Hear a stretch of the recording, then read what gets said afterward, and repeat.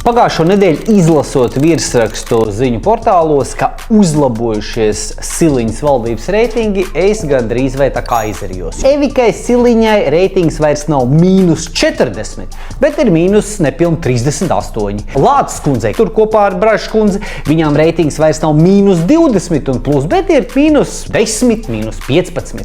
Vienīgais ministrs, kuram reitings ir vēl pasliktinājies, ir veselības ministrs Hosams Abu Mērī, kuram reitings ir nokrities no -25 uz -29. Es lietošu tikpat stulbu un neadekvātu salīdzinājumu, kāds bija šai ziņai virsraksts. Ja iepriekš teroristi veicot teroraktu nogalināja 100 cilvēkus un nākamā teroraktā nogalināja 50, nākamajā teroraktā teroristi ir kļuvuši divreiz humānāki. Tāda situācija Latvijas politiskajā vēsturē kopš 90. gada, kad Latvija izcīna neatkarību, nav bijusi nekad. Nekad Latvijā nav bijusi novērtēta tik slikta valdība. Un medijiem manipulēt ar virsrakstu, ka reitingi ir uzlabojušies, ir maigi izsakoties, maldināt savus lasītājus.